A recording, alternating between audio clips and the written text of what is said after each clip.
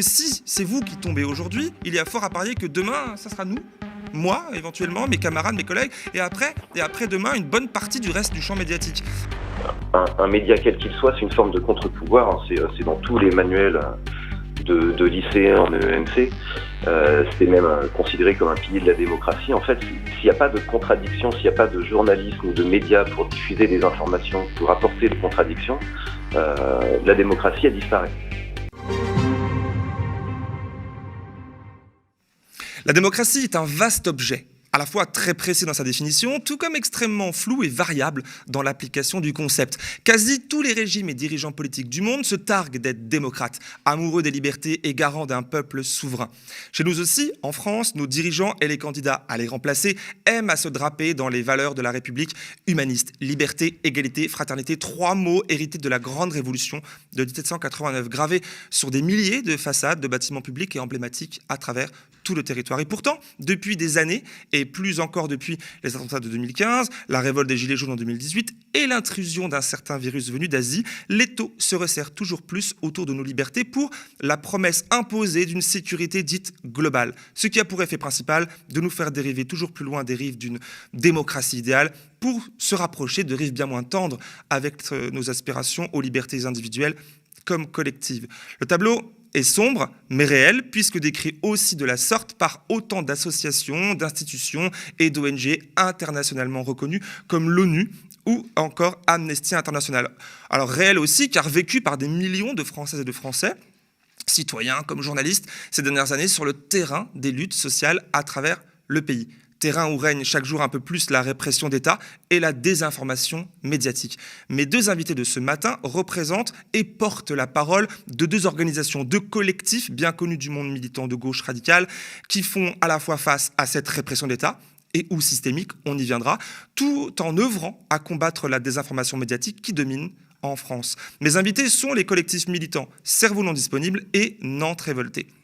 Alors, sur leur compte Twitter respectifs, le premier collectif nous promet de, je cite, nous faire vivre les luttes sociales et climatiques via des contenus, textes, photos, vidéos, indépendants et alternatifs.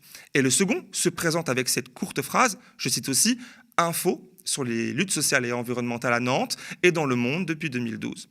En somme, Cerveau non disponible comme Nantes révoltée sont ce qu'on appelle des médias alternatifs autonomes, deux organisations sans visage ni leader, proches d'un mode de fonctionnement anarchiste, c'est-à-dire rapidement l'ordre sans le pouvoir, qui sont toutes deux dans le viseur des GAFAM et de l'État. Elles dénoncent des attaques contre la presse libre. Depuis 2 ans, Cerveau non disponible essuie les charges de Facebook, où le média autonome cumule un demi-million d'abonnés déjà. Le 22 janvier dernier, c'est leur page Instagram, propriété de Facebook aussi, qui leur a été supprimée sans justification. Quant à Nantes révoltée, les attaques subies sont similaires, mais ce mardi 25 janvier, un sommet a été atteint quand Gérald Darmanin, ministre de l'Intérieur, en personne, s'est exprimé à l'Assemblée nationale pour annoncer son désir de dissoudre le média autonome. On écoute.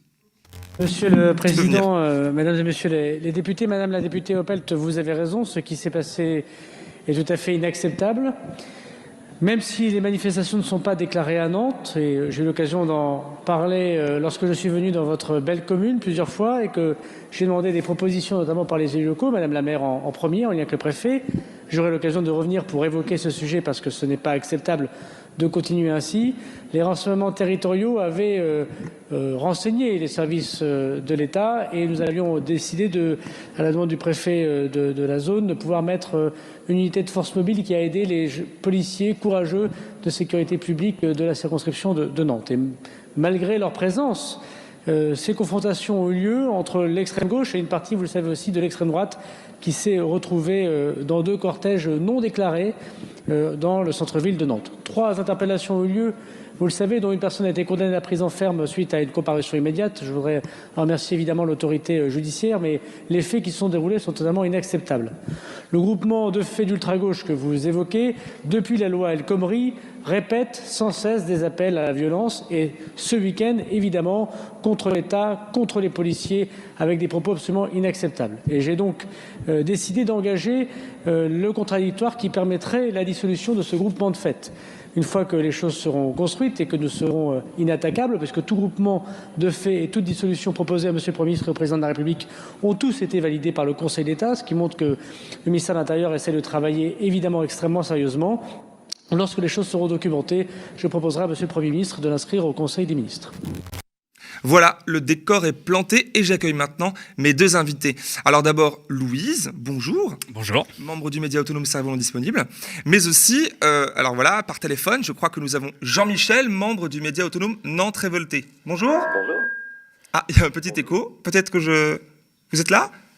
Est-ce que tu m'entends ? Ouais, c'est bon. Bonjour. Merci en tout cas à tous les deux d'avoir accepté notre invitation ce matin et pour votre confiance. Alors je dis confiance pas par hasard parce que vous n'êtes pas habitués au plateau, aux interviews et vous êtes opposés à la médiatisation de vos visages et de vos personnes. Alors c'est inhabituel pour beaucoup, surtout à l'époque du contraire où la starification est banalisée. Avant de commencer, alors peut-être que vous pourriez vous présenter brièvement et surtout vos collectifs respectifs et nous expliquer le choix de l'anonymat. Alors d'abord toi, Louise. Oui, déjà merci de nous donner la parole. Effectivement, alors on va faire très vite sur Cerveau Non Disponible. C'est à la base une page Facebook créée, je crois, en 2014. Qui était censé agréger des contenus d'autres médias alternatifs dans une logique de flux RSS, on va dire, et pour pouvoir retrouver, puisque c'était la période où Facebook changeait les algorithmes, donc même si on était abonné à une page d'un média, c'était pas sûr qu'on voyait tous les contenus. Donc là, c'était un peu une sélection. Avec le mouvement des Gilets jaunes, ça a complètement changé d'ampleur parce qu'on s'est retrouvé à ne pas trouver de contenu qui ressemblait à ce que nous, on ressentait en étant dans les manifestations. Donc du coup, on a commencé à vraiment écrire et à produire notre propre contenu sur ce qu'on sentait, ce qui se passait dans la société à ce moment-là. Et du coup, c'est vraiment devenu un vrai automédia où on crée du contenu, où on laisse la parole beaucoup aussi à des personnes qui sont dans les luttes en question, que ce soit des luttes sociales, climatiques, antiracistes, féministes. Voilà. Et sur la question de l'anonymat, c'est parce qu'on croit beaucoup à la notion de collectif et qu'on sait qu'il y a énormément de mécanismes qui font que une fois qu'on personnifie une personne, à la fois cette personne peut être prise dans des mécanismes qui ne sont pas très sains pour le développement de la structure. Et ça, c'est pas que pour les médias, c'est valable pour les syndicats, les partis politiques, les associations. Et aussi parce qu'on estime que c'est les idées qui poussent et qui doivent plutôt nous faire avancer. Et un autre côté, c'est aussi une histoire de protéger, c'est-à-dire qu'on protège la structure, mais on protège aussi les personnes. Et on l'a vécu assez fortement parce que dès qu'une personne est un peu identifiée comme étant proche ou loin de Cerveau Non Disponible, elle peut faire l'objet d'attaques, de menaces, de pressions. Et du coup, voilà, l'idée, c'est de se dire que c'est plutôt les débats, les mots, les actes, et non les personnes qui sont derrière qui doivent primer. Ouais. J'imagine que Nantes Révolté, c'est un peu pareil. Alors là, c'est né essentiellement, avant les Gilets jaunes pour le Cerveau Non Disponible, mais ça s'est constitué vraiment là. Pour Nantes Révolté, ça date de 2012, c'est bien ça ? Ouais, ça s'est vraiment développé en 2012. Ça a été créé en fait à la toute fin 2011. C'était une page Facebook. Très vite, ça a pris un petit peu d'ampleur. On a voulu lancer un journal papier qu'on aurait distribué gratuitement en manif, mais on n'avait pas forcément les fonds. Donc on a continué à se développer sur Facebook pour prendre de l'audience, raconter un petit peu les luttes, les manifs, transmettre des informations. Et voilà, ça a pris l'ampleur que ça a pris, et maintenant on se retrouve avec un journal papier qui existe depuis 3 ans et des hors-séries aussi, c'est ça ? de milliers d'abonnés. Oui, voilà. Et vous avez un hors-série qui est publié régulièrement, notamment un qui est en vente actuellement. Qu'on vient tout juste de sortir, ouais. Il est paru il y a 2 semaines, là, il est en vente depuis 2 semaines.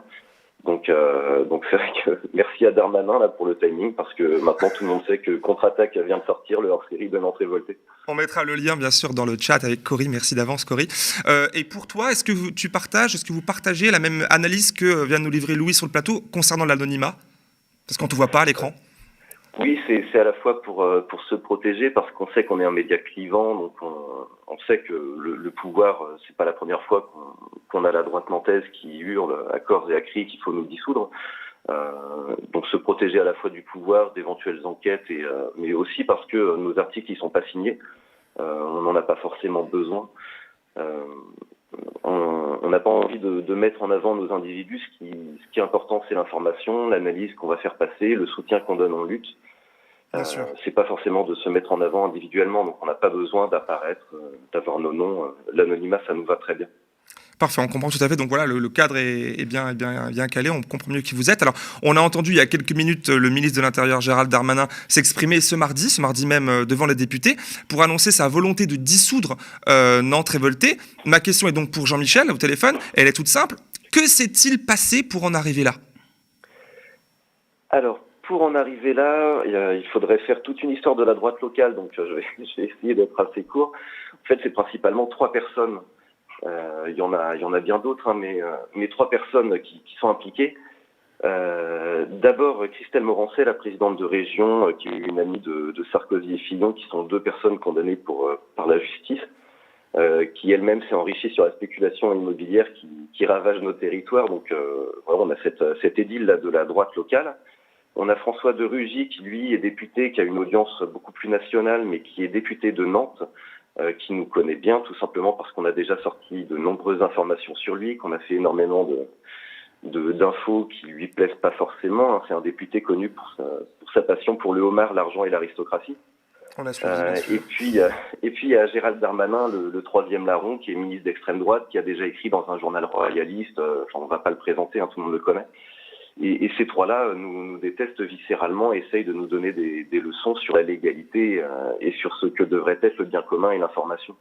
Donc nous, ça nous fait doucement rire. En fait, ce sont juste des personnes qui se sont montées la tête, qui sont dérangées par notre existence et qui voudraient tout simplement nous censurer. Parce que là, Darmanin, il dit à plusieurs reprises dans l'extrait qu'on a écouté, ce n'est pas acceptable de continuer ainsi, ce n'est pas acceptable ceci, ce qui se passe, sans jamais dire ce qui se passe et qui déclencherait. Il y a eu un élément déclencheur. De quoi il parle en fait à ce moment-là pour justifier cette dissolution éventuelle ? L'élément déclencheur, on ne sait pas trop ce que ça peut être. Pour l'instant, on n'a rien reçu. J'allais y venir, on n'a pas reçu de courrier officiel, donc on ne sait pas exactement ce qui nous est reproché. On imagine que l'élément déclencheur, c'est pas quelque chose de particulier, c'est pas un événement particulier, des vitrines brisées. On a déjà eu en manifestation et on aura sûrement d'autres. C'est pas Nantes Révoltée qu'on peut accuser de ça. Les luttes sociales, elles existent sans nous. Par contre, l'élément déclencheur, c'est très certainement l'approche des élections. Et là, on voit que c'est une manœuvre politique pour que Darmanin puisse montrer à la droite, qu'il satisfait la droite pour montrer qu'il sait aussi sortir ses petits muscles contre l'extrême gauche et faire taire un petit peu la droite pour éviter qu'il bouffe des voix à la République en marche, qui est également sur le même positionnement de droite, voire d'extrême droite. Donc là, c'est clairement les élections qui sont l'élément déclencheur. Des manifestations comme ça, des articles comme ça, on en a déjà fait beaucoup en 10 ans. Il n'y a rien de particulier qui pourrait justifier une telle mesure. Alors là, il parle du coup de dissoudre non pas un média, c'est ça qui est intéressant, mais un groupuscule d'extrême gauche, là où vous qualifiez de média autonome. Alors pourquoi un terme plutôt que l'autre ? Pourquoi ça changerait tout ? Alors, pourquoi un terme plutôt que l'autre ? Parce que d'un côté, il y a notre position, qui est celle d'avoir des pages Facebook, Twitter, Instagram, d'avoir des réseaux sociaux, un site, une revue. Je pense que c'est comme ça que ça se définit un média, en fait. C'est quelque chose qui transmet une information, qui a un positionnement. Et de l'autre côté, il y a Darmanin, et là, on est dans le fantasme. Il nous imagine, je pense, cagoulé du matin au soir, tout le temps à se poser la question de quelle est la prochaine vitrine qu'on va briser. Et je pense que là, on est dans le pur fantasme. Et même lui, à l'Assemblée nationale, il est assez hésitant. On ne sait pas trop ce qu'il nous reproche. Oui, il parle de groupuscule, mais finalement, il ne sait pas trop ce qu'il a contre nous. Et il dit qu'il déposera en Conseil de ministres la procédure de dissolution quand ils seront inattaquables. Ça veut bien dire que pour le moment, ils sont totalement attaquables. Ils n'ont rien du tout. Ils savent très bien que c'est bancal comme argumentaire et que ça risque fort de ne pas aller plus loin, en fait. On espère en tout cas que ça ira pas plus loin et qu'il arrêtera cette folie parce que nous imaginer comme un groupuscule qui contrôlerions les manifestations à Nantes, c'est vraiment du pur fantasme. Alors, il y a Louis qui veut réagir justement, c'était à toi que j'allais donner la parole juste après. Juste pour rebondir sur ta question entre qu'est-ce qu'un groupement politique ou un média, effectivement elle est très importante cette question et pas que pour Nantes Révoltée ou nous, elle le sera de manière encore plus criante dans les mois et années à venir dans nos sociétés. C'est tout simplement que nous, on a tenté à notre niveau de réinterroger ce que pouvait être un média et on a essayé de le faire comme on aimerait, un peu en dépoussiérant, on va dire, ce qu'on n'aimait pas dans les médias traditionnels, sans non plus aller cracher sur tous les médias, la question n'est pas là. Mais si on prend la comparaison avec les récentes dissolutions qu'il y a pu avoir du côté de l'extrême droite, Génération Identitaire, les Zouaves, ces groupes-là n'ont jamais écrits, d'articles, de journalisme, n'ont jamais fait d'interview. On va pas lister tout ce qu'a fait Nantes Révoltée sur ce qui s'est passé avec Steve, sur la gestion des rêves parties, il y a énormément de choses dans lesquelles Nantes Révoltée a apporté une contribution et un regard important, a laissé la parole et a fait un travail de journalisme qu'on peut décrier, qu'on peut trouver peut-être pas assez pointu, ça c'est une question, mais c'est un vrai travail de journalisme. Si on prend Cerveau non disponible, c'est pareil, j'ai pas listé, mais on a fait énormément, on a fait des partenariats sur la sortie du film de David Dufresne, où on a fait des directs à la sortie d'un film, on a donné la parole à une photographe colombienne au moment où il y avait des révoltes, ça lui a donné une énorme exposition sur ce qui se passait en Colombie et en France. On a fait pareil avec Hong Kong, on est allé au Liban. Enfin, il y a vraiment une vraie couverture, il y a une prise d'opposition. Effectivement, on assume qu'on fait du journalisme militant, mais on fait beaucoup de contenu journalistique, que ce soit écrit, vidéo, audio. Et ça, vouloir le gommer en disant que c'est du militantisme, c'est quelque chose de très important et de très grave. Et il faudrait que ce soit pas que le monde militant qui s'en alerte, parce que si on gomme tout ça et si on estime que c'est juste de la propagande, qu'est-ce qui nous reste aujourd'hui ? Il va nous rester que les médias qui appartiennent aux milliardaires, et c'est déjà eux qui sont ultra majoritaires dans l'espèce de nuage médiatique. Donc c'est pour ça qu'on essaie de sonner un cri d'alarme, parce que là on est vraiment dans un moment de rupture, que ce soit, on en parlera avec les censures des GAFAM ou de l'État. Il y a vraiment une double attaque qui fait que s'il n'y a pas une prise de conscience très large de l'ensemble des journalistes, des syndicats de journalistes, tout ça, de ce qui est en train de se passer en France, ça risque de coûter très cher. C'est d'ailleurs tout l'objet de mon invitation aujourd'hui, tu as bien fait de le rappeler à l'instant. Alors, concernant le côté, là on a entendu Nantes Révoltée, mais c'est un peu la même chose de votre côté à Cerveau non disponible. Alors, il n'y a pas encore objet de dissolution pour l'instant, mais il y a des attaques. On n'a pas d'existence légale. Donc. Voilà, tu vois, mais il y a quand même des attaques un peu similaires, et notamment dans le communiqué que vous avez publié sur Twitter hier, vous dénoncez des sortes de raids d'extrême droite, mais aussi de macronistes parfois, pour vous bloquer sur le réseau. Comment ça fonctionne rapidement et pourquoi ça se produit selon vous ? Là, en l'occurrence, c'est sur Facebook, parce que sur Instagram, on n'a pas ce genre d'infos, mais c'est vrai que nous, ça fait 2 ans qu'on constate et qu'on a eu des avertissements et des bannissements, des censures de la part de Facebook. À chaque fois, ça a été pour des contenus considérés comme de l'appel à la haine. Il y a juste eu un contenu qui n'était pas ça, c'était une photo de Corinne Mazerio au César qui avait été un peu stylisée, et là c'était de la nudité. Mais tout le reste, c'est des contenus qui sont censés être de l'appel à la haine. Et en fait, ça sort pas. Évidemment, il y a des robots de la part de Facebook, mais en fait, à chaque fois, et on l'a vu dans des groupes, parce qu'en fait, il y a des gens qui nous envoient des screens qui sont dans des groupes, on va dire, pro-police, d'extrême droite ou quoi. Il y a vraiment marqué, là, aujourd'hui, il y a ce poste-là qui est problématique, on le signale en même temps. Et du coup, il y a vraiment une... C'est ça le raid, justement. Ouais. C'est une stratégie de dire, on ne sait pas combien ils sont, et en plus, ils ont plusieurs comptes, c'est-à-dire qu'une personne peut avoir 50, 100 comptes. Et donc, il y a des signalements massifs du même poste, au même moment, qui fait qu'il y a un signalement Facebook qui vérifie qu'effectivement, il y a une vitrine pétée, ou il y a, je ne sais pas, et du coup, c'est considéré comme un appel à la haine, et du coup, on a de la censure. Et ça peut aller très loin. Nous, on a vraiment eu des baisses d'audience, et on a eu de l'impossibilité de poster, des menaces de suppression de la page Facebook. Et en fait, c'est quelque chose, typiquement la dernière en date, c'était une manifestation de féministes au Mexique où les manifestantes en première ligne tapaient sur les policiers. On a repris cette vidéo, mais c'est pas nous qui avons lancé l'appel à Mexico. Et l'image existe, et c'est couvrir ce qui se passe là-bas. D'ailleurs, ça a été repris sur Arte après. Mais sauf que nous, vu qu'il y a eu ce signalement comme quoi c'était un appel à la haine, eh ben, ça implique derrière de la censure. Alors bien, on comprend du coup que ce soit vous ou Nantes Révoltée, un média, c'est un contre-pouvoir politique, quel qu'il soit d'ailleurs. On peut parler de BFM et de CNews aussi quelque part. Évidemment, ici, au Média TV, on en a conscience, on l'assume, on l'affiche. Nous sommes un média nous-mêmes composé de journalistes, de techniciens, de sociaux, dont la somme forme une coopérative au service d'une rédaction à la ligne éditoriale identifiée à gauche. Et si j'ai souhaité vous inviter, vous deux, ce matin, alors que nous sommes différents, on l'a compris dans nos organisations, c'est par camaraderie, par soutien, comme tu l'as dit tout à l'heure, car je me dis, vous allez me corriger si je me trompe et donner votre avis, que si c'est vous qui tombez aujourd'hui, il y a fort à parier que demain, ça sera nous, moi, éventuellement, mes camarades, mes collègues, et après demain, une bonne partie du reste du champ médiatique. Alors, Jean-Michel, toi qui es encore au téléphone, est-ce que tu partages les mots que je viens de dire, mon analyse que tu découvres, et une question à vous deux en même temps, est-ce que j'exagère, est-ce qu'il y a vraiment sérieusement objet à s'inquiéter ou pas ? Jean-Michel. Je pense qu'il y a sérieusement objet à s'inquiéter. Alors évidemment, pour Nantes Révoltée ou pour le média, ça prendrait des formes différentes. Mais dans tous les cas, je suis tout à fait d'accord avec Louise, un média quel qu'il soit, c'est une forme de contre-pouvoir. Hein. C'est dans tous les manuels de lycéens en EMC. C'était même considéré comme un pilier de la démocratie. En fait, s'il n'y a pas de contradiction, s'il n'y a pas de journalisme ou de médias pour diffuser des informations, pour apporter des contradictions, la démocratie, elle disparaît.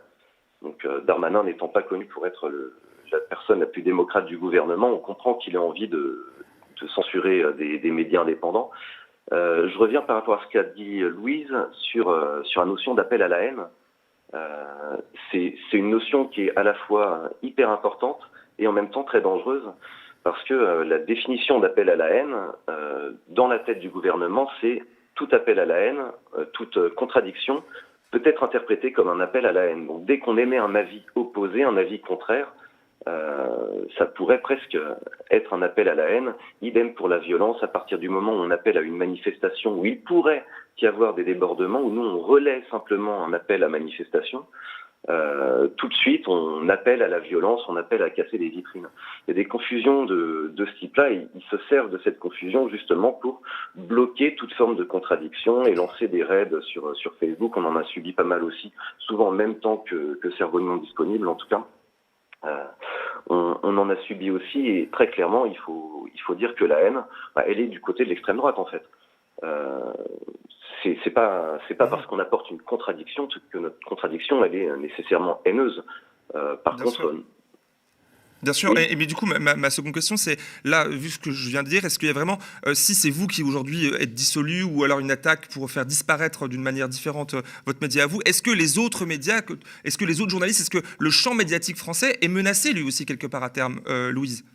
Il est déjà bien affecté par ne serait-ce que la concentration au sein de quelques milliardaires. Il a déjà été attaqué sur des coups de pression judiciaires. On peut parler de Mediapart ou d'autres médias. Et là, on voit bien que les taux se resserrent et que la pression est de moins en moins cachée. Et c'est juste un nouveau palier dans cette destruction de la liberté de la presse et de la liberté de parole, parce que ça concerne pas que les journalistes. Et effectivement, on est dans une période très compliquée. On sait que les réseaux sociaux ont totalement changé la donne, et un simple compte Twitter, un simple personne sur Instagram, même si c'est pas un média, elle est capable d'avoir une audience pour peu, et c'est souvent des choses un peu provocantes qui vont être le plus vues et partagées.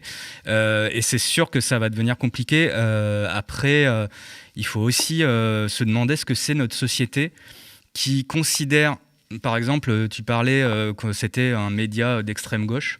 Oui. Je pense que si on définit Nantes Révoltée ou Cerveau non disponible, les principales, et notamment du côté de Darmanin ou d'autres, les principales qualificatifs, ça va être antifasciste, anti-homophobie, anti-raciste, et en fait, à quel moment c'est... Assumez ces termes, enfin, non, mais c'est surtout qu'à quel moment c'est censé être des termes de gauche. Enfin, pour moi, on peut dire qui est de gauche, qui est de droite en parlant de la répartition des richesses, de ces questions-là, mais j'espère et j'ose espérer, et si on n'en est plus là, c'est que c'est vraiment inquiétant que des gens de droite puissent se réclamer de l'antiracisme, de l'anti-homophobie, de l'antisexisme. Et si on en est là, et si ça questionne même pas de se dire ces luttes-là, parce que là, Nantes Révoltée, c'était une manifestation contre le racisme. Oui. Si c'est censé être ça l'extrême gauche, ça veut dire que tout le reste du champ politique est acquis. Et en fait, ça vient pas de nulle part. C'est que c'est une stratégie, elle est longue, elle est diffuse depuis des années, qui justement enferme ces questions et ces luttes antiracistes dans un espèce de... C'est même plus l'extrême gauche, c'est l'ultra-gauche. Et du coup, ce serait juste ces gens-là qui seraient antiracistes. Et ça questionne au-delà de la question des médias. C'est qu'à un moment donné, il faudrait qu'on se demande si on n'est pas déjà de facto dans une société raciste, si on est déjà dans ces logiques-là. Je ne sais pas si je suis clair. Mais... Si, tout à fait, on comprend tout à fait. Et justement, là, tu viens de préciser qu'à Nantes Révoltée, la manifestation qui déclenche ça, c'est une manifestation antiraciste. En tant que journaliste, je profite du moment pour préciser ça. J'étais à Nantes il y a quelques mois pour filmer une manifestation, et je travaillais sur une manifestation le 31 juillet 2021. Je profite du moment pour remercier les reporters de Nantes Révoltée qui ont pu filmer le moment précis où à l'époque j'avais pu pu recevoir une grenade manifestement lancée en tir tendu par la police, qui a explosé après m'avoir percuté l'arrière de la tête, causant une belle plaie recousue aux urgences. Alors c'est grâce, je précise, c'est grâce aux images couplées aux miennes et aux leurs que j'ai pu porter plainte personnellement devant l'IGPN, mais aussi que Libération a pu sortir un article enquête sur le sujet via Check News. Alors Jean-Michel, peut-être un mot aussi, toi, sur le sens de votre travail, des images des reporters indépendants dans les manifestations d'aujourd'hui. Notre objectif, c'est de documenter les luttes.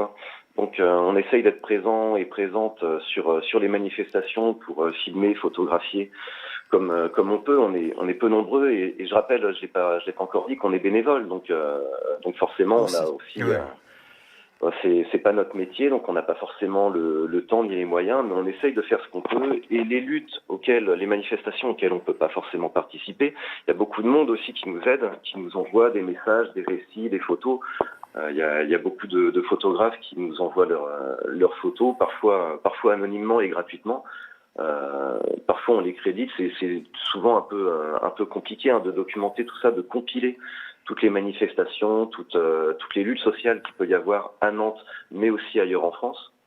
Mais on essaye de faire ce qu'on peut, voilà, en documentant les luttes et surtout en diffusant, donnant l'information sur tout ce qui se passe. Je voudrais juste revenir là sur la question précédente. Je pense que Nantes Révoltée, la procédure de dissolution, elle va pas arriver, je pense, aux médias ou à Mediapart, pas sous cette forme-là en tout cas. Mais je pense que la dissolution, la procédure pour Nantes Révoltée, c'est un message qui est envoyé à tous les médias par contre. Ça concerne absolument tout le monde. Et j'en profite pour remercier une large partie de médias indépendants qui nous soutiennent depuis avant-hier et qui nous ont envoyé énormément de soutien, qui nous invitent, qui essayent de comprendre et qui partagent aussi notre travail. Bien sûr. Je pense qu'une large partie du champ journalistique a bien saisi la mesure de ce qui était en train de se jouer. C'est pas seulement Nantes Révoltée, c'est l'ensemble de ce contre-pouvoir, c'est l'ensemble du journalisme là qui est attaqué, c'est la liberté de la presse en tant que telle. Oui, c'est vrai que c'est quand même pas de bol en même temps, parce que là, dans quelques jours, le 22 janvier, c'est vous, Cerveau Non Disponible, qui se voit banni d'Instagram, où vous cumulez quand même une importante communauté croissante. Et 3 jours plus tard, le 25, c'est Nantes Révoltée qui est menacée d'une dissolution par Darmanin à l'Assemblée. Alors, vous communiquiez tous les deux ces derniers jours via vos comptes Twitter, encore ouverts, et sur les réseaux sociaux en général, autour de vos situations respectives. Il y a même une pétition lancée sur change.org par Nantes Révoltée. Alors, dans le corps de cette pétition, vous, Nantes Révoltée, rappelez que votre rôle de média, en fait, de contre-pouvoir, en prenant par exemple l'exemple de Steve Mayakanisso en 2019, dont vous avez largement documenté les détails de la charge policière qui l'a conduit à sa mort dans la Loire. Jean-Michel, quel est le sens de cette pétition, rapidement? Alors, cette pétition, très rapidement... Est-ce que ça peut empêcher la dissolution? Voilà la deuxième question qui arrive après. Alors, la pétition, elle sert de tribune, en fait, pour annoncer notre position. C'est que le fait de lancer une procédure de dissolution, elle ne signifie rien d'autre que la fragilité du pouvoir, en fait. Le pouvoir est fragile, donc il se réfugie, il serre les dents, et il va mordre. Il essaye de mordre ce qui lui semble à sa portée. Et la pétition, on n'est pas très fan de ce type de réaction, mais ça nous permet aussi de montrer qu'on n'est pas tout seul face au gouvernement. Et là où il pensait attaquer un média local qu'il ne connaissait probablement pas, Gérald Darmanin, ou en tout cas il prêtait pas trop d'attention. Pour lui, on est juste des provinciaux, voilà, on est des petits Bretons. Et on s'appelle Nantes Révoltée, donc c'est facile d'attaquer un média local qui fait chier un petit peu la droite des Pays de la Loire. Et puis finalement, on se retrouve avec énormément de soutien, on a déjà 20 000 signatures. La pétition, elle sert à montrer ça, qu'on n'est pas tout seul, qu'on est suivi, non seulement localement, mais aussi partout en France, qu'on a des soutiens, y compris de personnes qui nous aiment pas toujours, qui sont pas toujours d'accord avec nous, mais qui comprennent bien la gravité de ce qui est en train de se passer. Donc voilà, la pétition, elle sert à médiatiser, elle sert de tribune face au pouvoir. Et du coup, seconde question, si la dissolution arrive à terme, si ça se produit, quelles conséquences, quelles réactions? Ça, c'est une très bonne question. Pour le moment, très honnêtement, on n'y croit pas trop. On ne voit pas comment ça pourrait aboutir, et si ça aboutit, alors là, c'est un message qui est envoyé qui est absolument catastrophique. Si dissolution il y a, Nantes Révoltée disparaît, ça ne veut pas dire que ses membres ne sont plus militants, ça ne veut pas dire peut-être qu'on ira dans d'autres médias plus officiels, peut-être qu'on relancera un nouveau média sous un nouveau format, on n'en sait pas pour l'instant, on en a peu discuté parce que ça nous paraît quasi impossible, le fait que cette dissolution aboutisse. Heureusement, on a des avocats qui planchent dessus, qui ont été super forts là, ces derniers jours, qui sont énormément impliqués pour nous aider dans cette procédure-là. Mais pour le moment, on ne sait pas. On n'a rien d'officiel, on n'a pas reçu de courrier. On ne sait même pas s'ils savent qui nous sommes. Et on donc, suivra tout ça c'est tout le assez long. compliqué d'envisager l'avenir. Bien sûr, c'est compliqué, bien sûr. Du côté de Louise, enfin du côté de Cerveau non disponible, alors Cerveau non disponible disparaît d'Instagram, toujours pas de nouvelles pour l'instant. Non. Invisibilisé sur Facebook depuis déjà quelques temps. Alors vous cumulez 1 demi-million de personnes qui vous suivent. Quelle est votre stratégie rapidement pour continuer à exister ? À la fois continuer, en fait c'est paradoxal mais on l'assume, continuer à rester sur les GAFAM parce qu'on sait que pour l'instant que c'est là qu'on peut toucher du public et notamment un public nouveau, plus jeune. Et en même temps essayer de développer les réseaux libres Mastodon, Telegram, même si on est conscient aussi que c'est pas la panacée. Mais le deuxième mouvement, c'est de continuer à faire pression du côté de Facebook, du côté d'Instagram, pour récupérer à la fois nos comptes, donc là notre compte Instagram et notre audience Facebook, même si elle sera jamais autant qu'il y a 2 ans. Et d'ailleurs, tu parlais que c'était concomitant avec Nantes Révoltée là, sur cette séquence-là, mais il y a 2 ans déjà, au moment du G7, 3 jours avant le G7, et on a pu voir, puisqu'on a les stats analytiques, on a eu exactement le même jour avec Nantes Révoltée une chute de 90% de l'audience. Et soi-disant... Est-ce que vous êtes dans le y a eu pif de Facebook de Mediapart, soi-disant, c'était des choses déconnectées, des appels à la haine, des choses comme ça. Mais le même jour, à 3 jours du G7, avoir ce genre de perte d'audience, sans parler de parano, de complotisme, forcément, on s'interroge. Et du coup, c'est quoi alors le plan B si Mastodon, tout ça, parce qu'il faut quand même se le dire, tu dis que c'est pas la panacée, mais j'irai plus loin, je dirais que ça fonctionne pas. Et en même temps, Facebook, Twitter, tout ça, ça se verrouille. Quel est le plan B en fait Il n'y a pas vraiment de plan B, mais je me souviens, il y a 2 ans, on a eu une réflexion avec Nantes Révoltée, avec d'autres automédias, mais aussi des plus installés, de se dire, est-ce qu'on n'essaierait pas de se rencontrer, d'essayer. Parce que le problème, c'est que si on dit aux gens d'aller sur un Mastodon, qu'ils y vont et qu'il n'y a pas assez de contenu, ils restent pas. Ils resteront pas, ils reviendront pas. Donc de se dire plutôt, nous pendant 2, 3, 4 mois, on va proposer notre contenu, on va réfléchir à comment avoir, et à ce moment-là faire une campagne commune de dire si vous voulez suivre une information indépendante, venez sur Mastodon ou sur un autre, mais on n'en est pas là, on ne sait pas si ça pourra. En tout cas, on pousse et on essaye, nous, d'aller sur ces réseaux-là. On a aussi un site internet comme Nantes Révoltée, on a une newsletter, des choses un peu plus où on n'est pas dépendant d'un réseau. Mais on réel, peut-être aussi finalement, parce que Internet, ça semble être oui, bien sûr. Après, voilà, quand on parle d'Instagram, par exemple, nous, ça a été une vraie bouffée d'air. C'est-à-dire que le Facebook, pour nous, ça a été un peu la séquence gilet jaune, même si on continue à avoir 500 000 abonnés, certains posts qui explosent, même si la plupart sont beaucoup moins vus. Instagram, ça nous a ouvert un public très jeune. On a couvert les blocus lycéens il y a un peu plus d'1 an. On leur a donné la parole et on a vu en fait que le public n'était pas le même. On avait, je sais pas si on va les retrouver, 160 000 abonnés. Et il y a vraiment quelque chose de nouveau qui s'est créé. Et nous, c'est aussi ça, le Cerveau non disponible. C'est pas 3, 5, 15 personnes qui écrivent. C'est une plateforme sur laquelle on donne à s'exprimer à des personnes. Et se passer des gens qui sont sur Instagram, ou même on a un compte TikTok, ça peut paraître idiot, mais c'est aussi se fermer de personnes qui ont 17 ans, 18 ans, 19 ans et qui pourraient avoir des choses intéressantes à nous dire et une vision qui est peut-être pas la nôtre de la société, de comment la faire changer. En tout cas, merci à tous les deux d'avoir accepté. Non, merci à toi de nous avoir invités. Grand plaisir pour votre confiance et le fait d'être là ce matin. Voilà, c'est la fin de cette 80e édition de la Compte Matinale. 80 missions déjà en direct, c'est énorme. Quotidiennement du lundi au vendredi. C'est un exploit pour un média audiovisuel de gauche, indépendant et alternatif tel que le nôtre. Et si c'est possible, au-delà du dévouement de l'équipe technique autour de nous ici en régie que vous ne voyez pas, et des journalistes de la rédaction que je salue aussi, c'est grâce à votre soutien, à vous là derrière l'écran. À vous abonnés sur YouTube, mais aussi aux abonnés sur lemediatv.fr/soutien, des 5 € par mois, aux sociaux, aux donateurs et donatrices. C'est vous et uniquement vous qui financez cette énorme et à la fois fragile machine qu'est le média. Et ce depuis 4 années déjà. Merci pour ça. Le média, c'est votre média. À l'instar des médias autonomes de Nantes Révoltée et de Cerveau non disponible, c'est notre audience qui, engagée, nous porte haut et fort. Abonnez-vous bien évidemment et faites un don régulier pour faire perdurer toutes ces voix dissonantes que les puissances dominantes rêvent de voir disparaître. Quant à moi, je vous remercie pour votre confiance et remercie encore une fois mes invités ce matin et vous dis à très bientôt ici, ailleurs et dans la rue tout à l'heure.